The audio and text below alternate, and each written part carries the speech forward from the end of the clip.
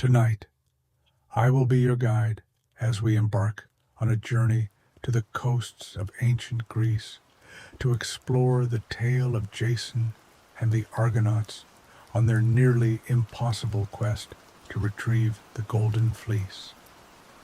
We will observe Jason's childhood in the serene Montpellier in northern Greece.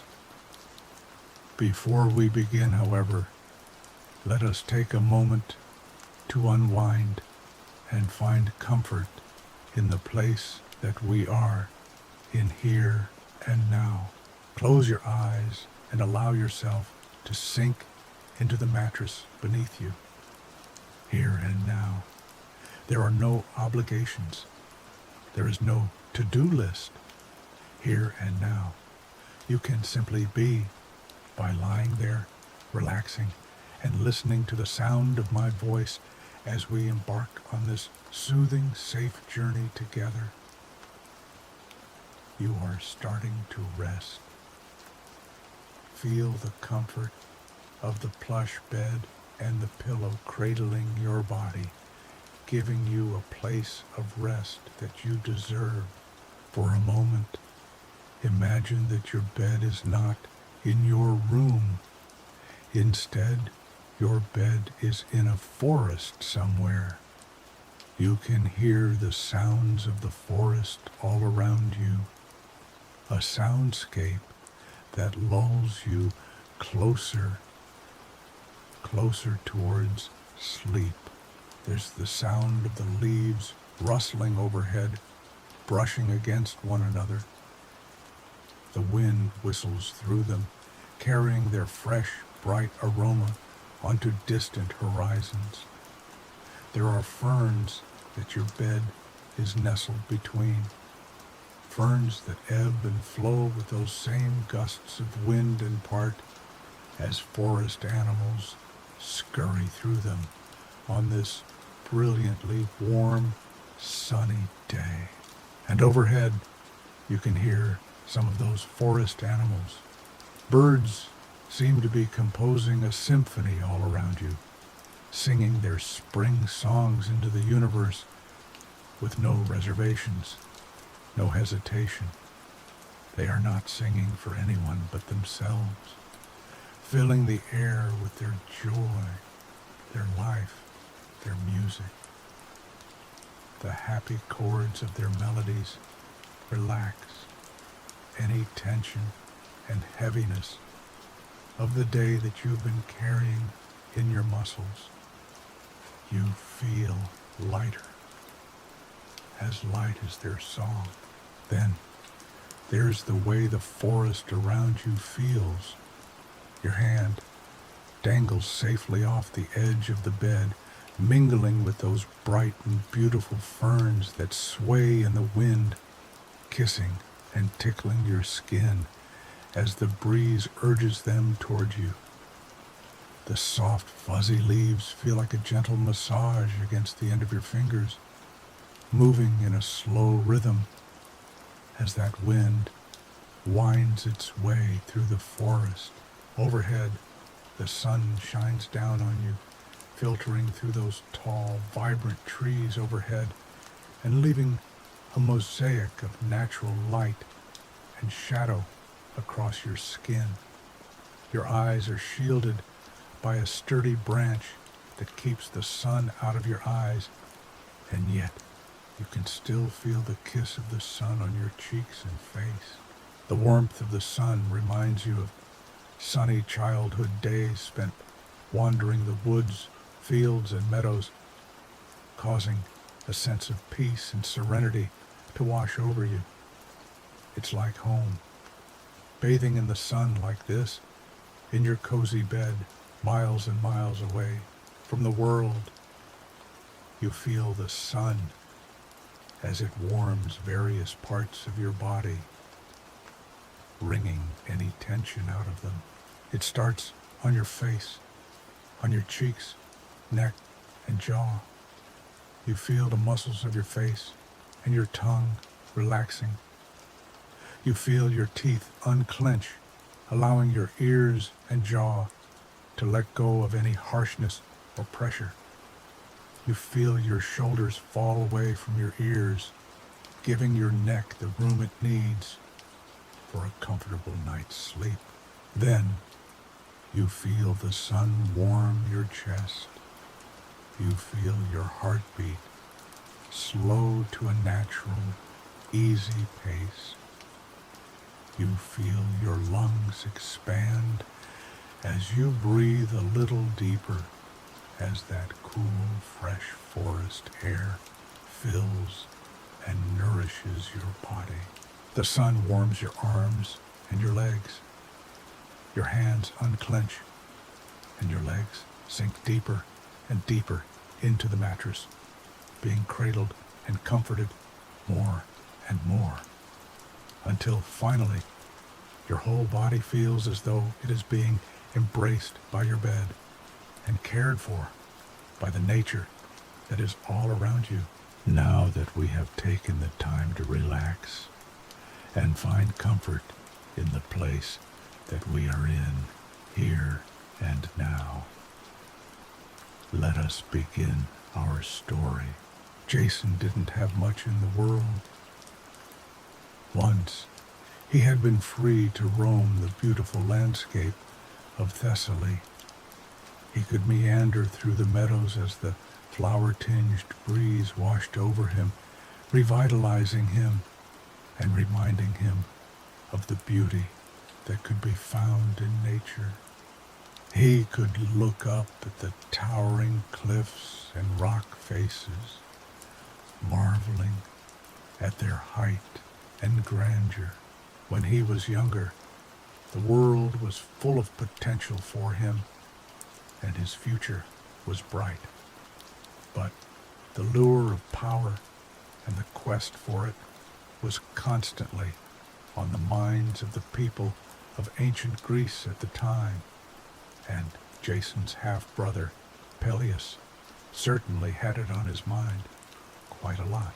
Desperate for the throne, desperate to be the king of Iolcos, Peleus did all that he could to assure no one stood in his way.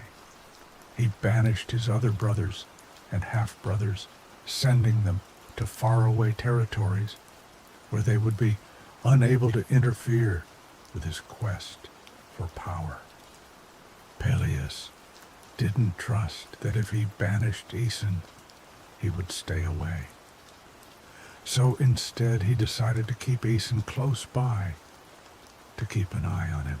One day, Aeson awakened to moonlight streaming across his bed. Guards entered along with his brother, who looked down at him with a tense, serious expression. He told his brother that only one of them could rule, and it was going to be him. Aeson knew that such a thing was on the horizon, but he didn't think Peleus would do it so soon. Within minutes, the guards had Aeson by the arms and were dragging him down into the caves beneath the city, where he would be imprisoned for the rest of his life. Aeson spent years in prison. Though it was indeed a prison, he was not alone. The caves had become a sort of city, a sort of refuge for those who were unlucky enough to have met the wrath of Peleus. They were a fairly bleak place, and yet, even within them, light could be found. The granite walls were often blanketed in a thick carpet of evergreen moss that glistened in what little sunlight made its way through the stone corridors. The caves smelled brilliantly of soil, loam, and the salty sea, whose invigorating aroma was swept in through caves that peppered the seaside cliffs of Iolcos. And Aeson made a life for himself there. He was imprisoned, but he was not one to go silently into the night. And within that system of caves that had slowly become his home, He met someone who truly was the light he had been searching for. Her name was Alcimede, and she was a beacon of hope in the darkness of the cave. The first time Isan talked to her, the words flowed out of his mouth, surprising himself. He felt utterly connected to her in a way that he had never thought possible. It was as if their souls had been searching for each other for quite some time, and when they met, all felt right in the world, in spite of where they were within it. It didn't take long for the two to become husband and wife. They held a little ceremony in the caves, believing in their hearts that the gods and goddesses of Greece were looking upon them with kindness. Their happiness and joy became even greater when Alcimede felt pregnant with a child. She welcomed her baby boy into the world with a vibrant smile on her face and a heart that was swelling with love. She named the son Jason, and from the moment his parents laid eyes on him, they loved him and cherished him like the little miracle that he was. But there was a problem that weighed heavily on their minds. If Peleus knew that Aeson had a child, he would do all that he could to stop the child from surviving into adulthood. Jason was a threat to Peleus, a potential heir to the throne that he had worked so hard to secure for himself. And so, when he heard that Aeson's son had been delivered, Peleus raced down into the caves to see for himself. But what he saw when he arrived were several women surrounding Alcimede and Jason, sobbing loudly about the child who hadn't survived birth. Peleus felt at ease, believing that there was no threat to his throne. But indeed there was. Sensing the danger that Jason was in, Alcimede had called for the other women trapped within the caves to come to her side and pretend that the child had been lost in order to protect him. And the protection didn't stop there. That night, Aeson and Alcimede cuddled their son in the moonlight. They looked at his perfect nose, at all his picture-perfect fingers and toes, and they felt a kind of bliss they had never experienced. But deep within their hearts, they knew this bliss would be short-lived. They could not keep Jason with them. They could not raise their darling son in this cave prison. They could not let Peleus know that he was alive at all. And so they did what they knew they had to do. The very next morning, as the sun began to rise over the beautiful coastal city, Alcimede took her son to one of the exits of the cave that overlooked the ocean. The sun splashed across the waves, illuminating them in a pink and gold glow that made Alcimede feel hopeful, in spite of what she and Aeson had come there to do. At the edge of the water, there on that bright new day, Chiron the centaur awaited her. He was known by people across Greece for being the wisest and most just centaur to have ever lived.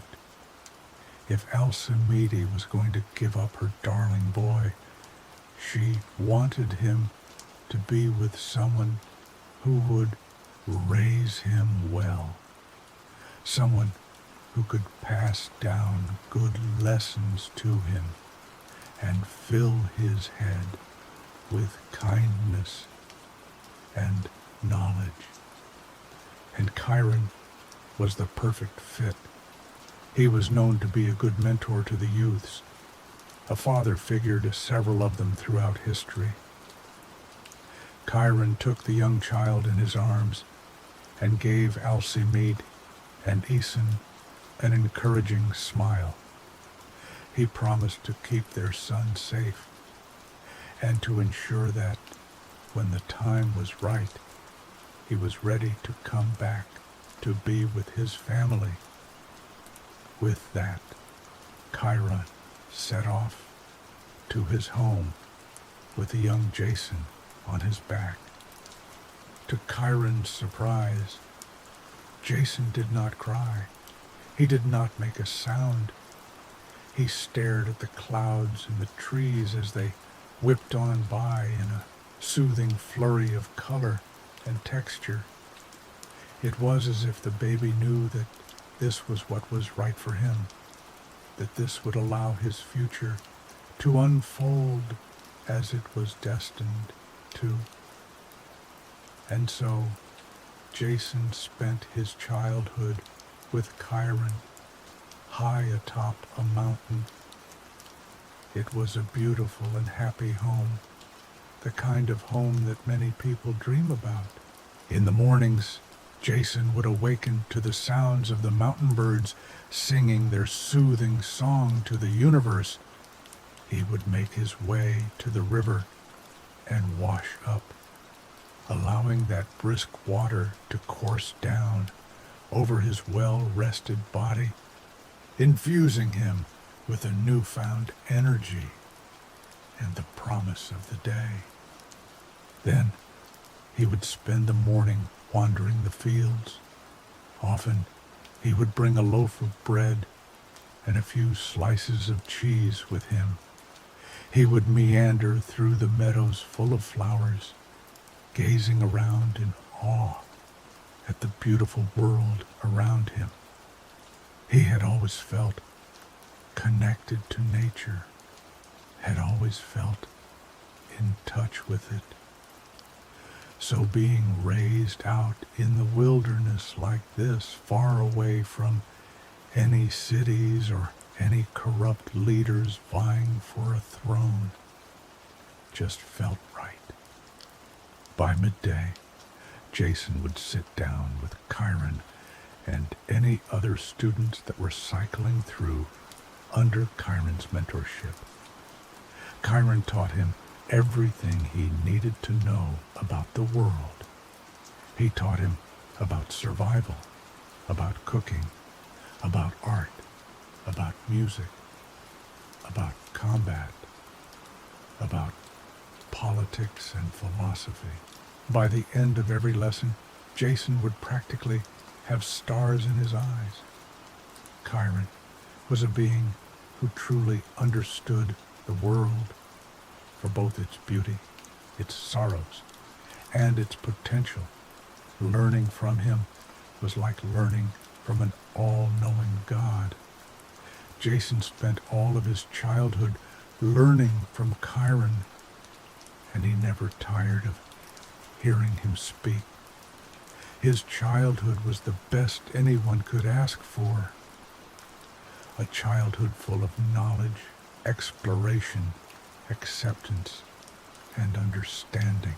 When Jason finally entered adulthood, he couldn't have been more prepared for what lay ahead.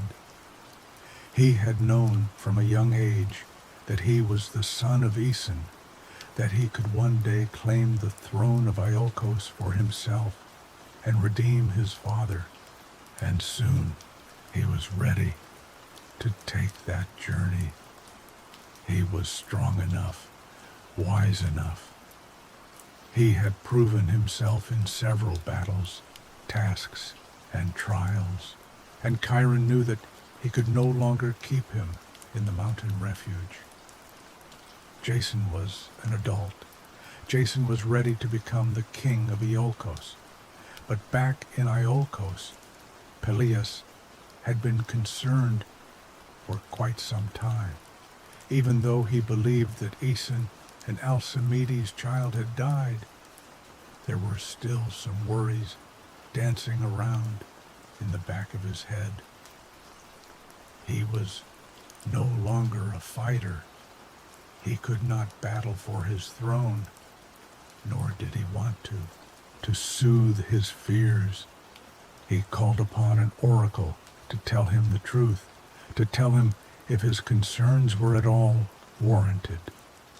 The oracle sat before him, cloaked in a long purple robe, with a serious look in her eyes. She carried a mystical energy about her.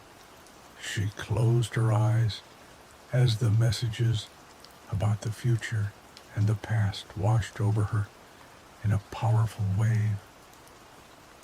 And then she told Peleus what he needed to hear. It wasn't exactly what he wanted to hear, but it was something that could guide him. She warned Peleus that he needed to beware of a man wearing one sandal. Peleus informed all of his guards and confidants about this, ensuring that he would be alerted if such a man was to arrive. And on his long quest back to his homeland, back to Iolcos, Jason did indeed lose a sandal. He was on a mission to return to Iolcos as quickly as possible. But the terrain was challenging. Just as he was approaching the city, as he could see it glistening in the far distance, Jason found himself standing before a river. The water churned over the rocks at frightening speed, kicking up a dewy gossamer that soaked his cloak and his hair. Jason could charge across the river and be in Iolcos easily.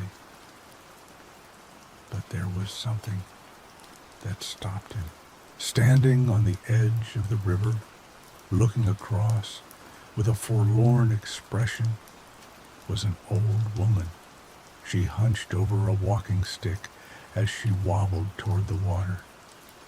Jason knew there was no way this woman could cross a river of this magnitude, certainly not at her age. Though he wanted to continue on to Iolcos, his conscience wouldn't allow him to without offering his help to this old woman. He approached her and offered his help, which she gratefully accepted. He scooped the woman up in his arms and carried her across the river, feeling the icy chill of the water splashing against his legs. Finally, they reached the other side, only for Jason to realize he had lost one sandal along the way. The woman thanked Jason, who assured her it was no problem. But there was something unusual about this old woman. She wasn't an old woman at all. A shimmer surrounded her, causing Jason to shield his eyes from the incredible golden glow. When he was finally able to blink away the blurriness in his vision, he realized who was standing before him. The old woman was actually the goddess Hera in disguise. She revealed herself to Jason, thanking him for his kindness and patience. A surge of warmth washed over Jason as Hera raised her hands. She told the young man that he had been blessed for his kindness, and that he would certainly need that blessing moving forward. Jason continued on the road to Iolcos, feeling empowered by his encounter with Hera. And though he was missing a sandal, he did not care. He entered the city where he had been born, the city that should have been under his father's rule, the city that should be under his rule now. Immediately upon entering the city, Peleus's guards spotted Jason, the man with one sandal. They knew as soon as their eyes laid on him that Jason was different. He was the one that the oracle had warned Peleus about. The guards flocked to Peleus's side to tell him what they had seen. Peleus had known this was coming for quite some time, and he had come up with a rather interesting solution to his problem. Jason went straight to Peleus's throne room.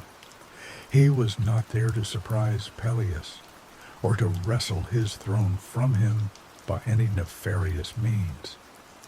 Instead, he simply told Peleus why he had come. As the son of Aeson, Jason was the rightful heir to the throne, and now Jason was here to claim it. Peleus listened to Jason's words, fiddling with his fingers against the arm of his throne. He was not going to argue with Jason, nor was he going to deny him the throne. Instead, he told Jason something rather surprising.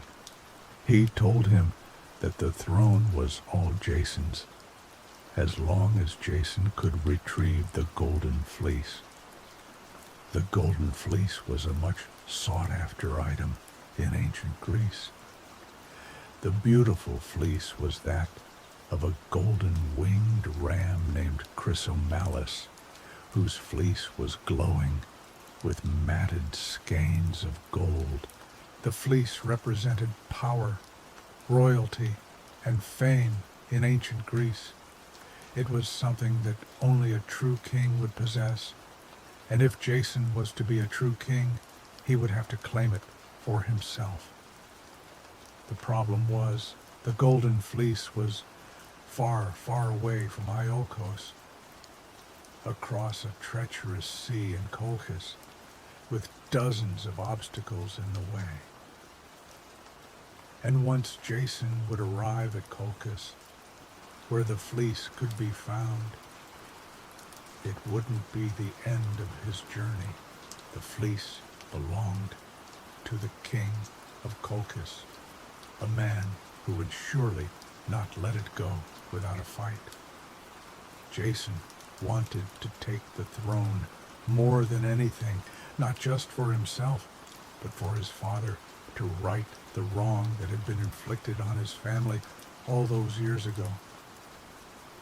So, he did all that he could to ensure he would make the journey and retrieve the fleece. He assembled a team of powerful heroes who were well known across Greece for their strength, their noble deeds, and their power. Heroes like Heracles, Orpheus, and Acastus. The crew all sailed aboard the Argo, one of the finest ships ever made. They dubbed themselves the Argonauts, taking the name from the ship itself.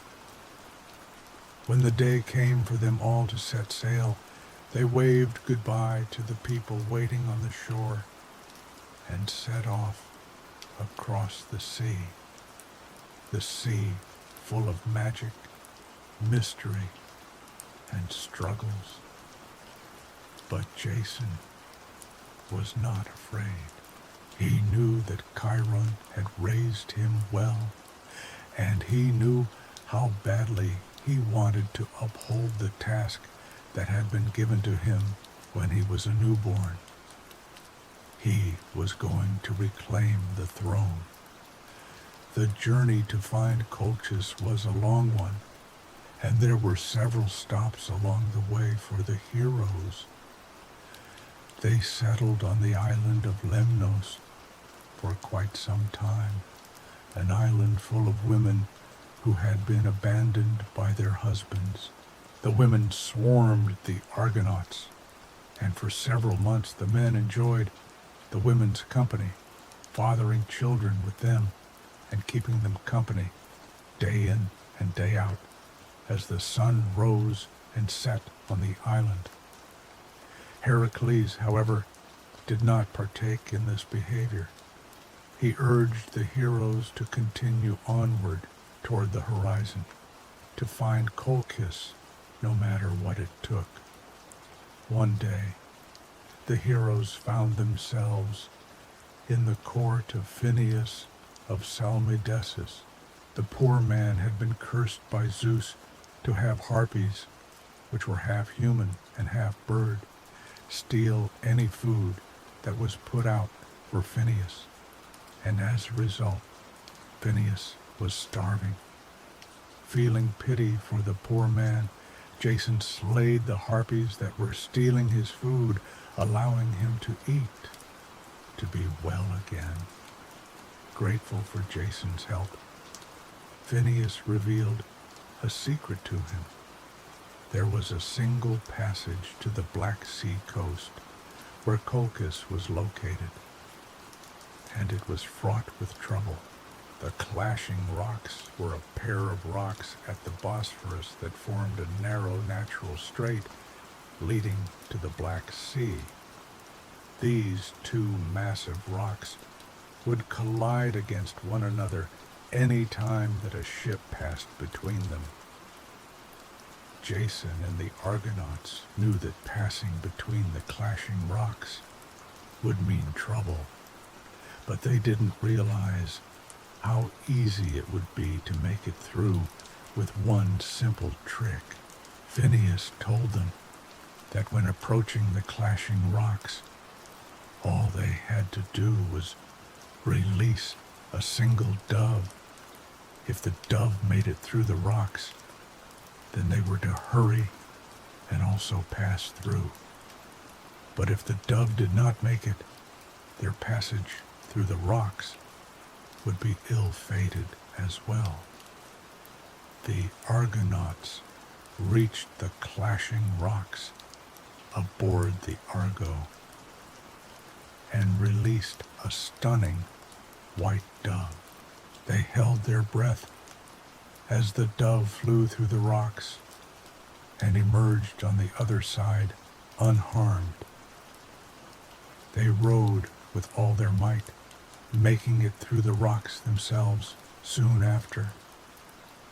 They finally reached Colchis.